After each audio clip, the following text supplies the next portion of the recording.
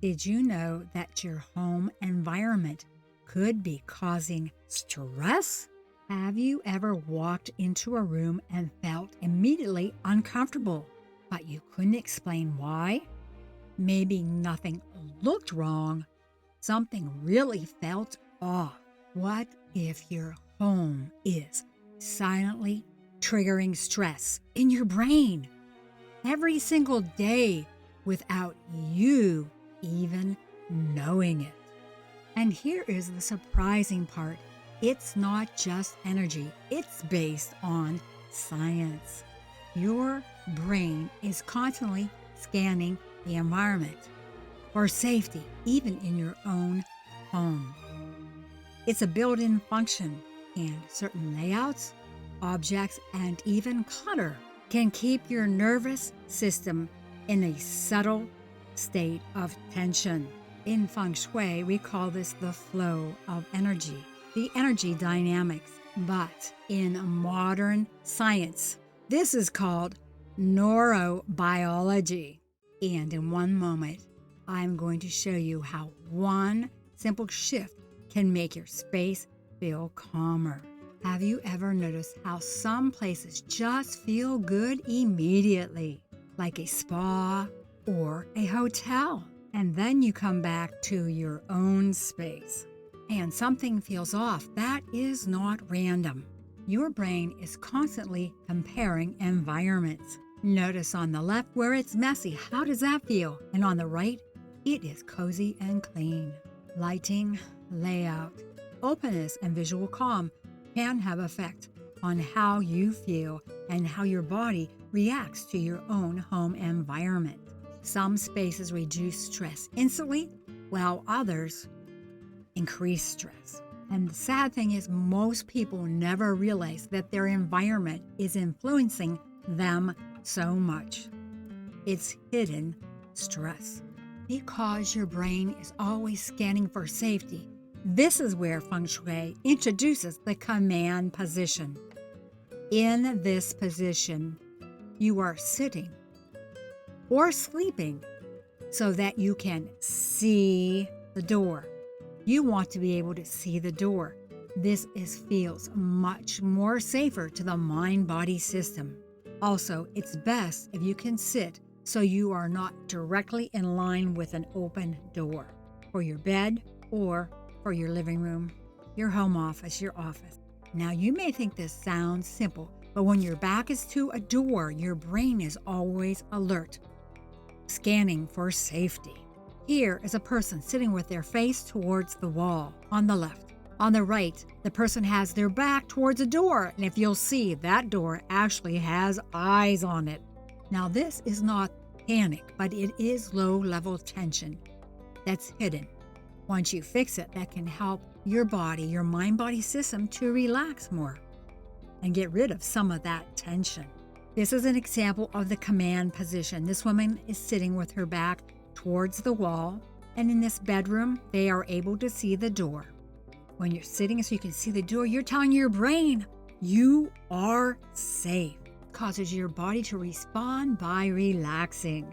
Just remember, for Feng Shui, it's best not to be directly in front of a doorway, an open doorway, whether it's your living room or your bedroom. If by chance you have to have your bed there, then keep that door shut or ajar 1 to 2 inches. This will stop the flow of the harsh air currents. But it gets even more interesting. In Feng Shui, we avoid what is called a poison arrow. This is when there is a corner. It could be a column or a wall that comes to a point. And what happens is the harsh air currents come off at this point at a 45-degree angle and hit whatever is there. And this is a subtle, hidden stress to the mind-body system. Field studies by Feng Shui have found that people who sit or sleep in this situation with a poison arrow directly pointing at them can have health challenges where the harsh air currents hit them from that 45-degree angle. The best thing to do is soften this up. Number 1, I would move. If you want more tips, they're in my online video course. The link is below. Another reason this causes stress because the brain is wired for safety. Something is pointing at them is like a red flag. It's a subtle danger. The body wants to be as far away as they can, away from any type of stress or threat. Often a person may not even notice this with the arrows pointing at them. However, the body notices it. Example, I've done this before, but if you're at a table and you're sitting there and you're sitting here right where the corner of the table hits your belly, that doesn't feel good. So don't sit there, move. Now compare a sharp corner to something's round. That feels comfortable, easy, and more caring and soft and relaxing to the mind-body system. Now in a moment, I'm going to show you what most people miss. They do not even realize, including other types of Feng Shui practitioners. I am Bonnie Zahentner, RN, and Classical Feng Shui practitioner. Now let's talk about color. There are 5 elements in Classical Feng Shui, and the colors go along with the elements. Wood is like the greens. Fire colors are reds, purples, pinks, lavenders, fiery orange. Earth is yellow, tan, creams, and beige. Metal would be like silver, metallic gold, light gray, and white. Watercolors are blue and black. Now, science has found that blue light lowers blood pressure and helps calm a person down. And psychology and other fields of healing feel that green is a healing color. And we all know nature is full of green, and it does feel so good to be outside in nature. I recommend that if you want to try different colors, like blue to calm down or green for healing or relaxing, go ahead and wear clothes that color. However, avoid using those colors for walls. You could use a sage green. I would not use blue or black. I would also not use the fire colors that I mentioned earlier. These could cause challenges, including money delays. And I have some of this in some of my other videos about it. It's best to avoid those and use neutral colors for your paint. That would be like white, cream, beige, anything that's neutral, light tan, light yellow, light sage green, light gray. These work better for Feng Shui because they do not have a strong interaction with some of the elements. So when you have an environment where the paint is neutral, it doesn't affect the elements so much, so you can feel better. Classical Feng Shui does use mathematical calculations and precise 15-degree directions. Science says that color is biological. It's not mystical. And this is one that impacts almost everyone. What could it be? It is clutter. Clutter is just not physical, it's mental. What happens is it impinges upon the eyes.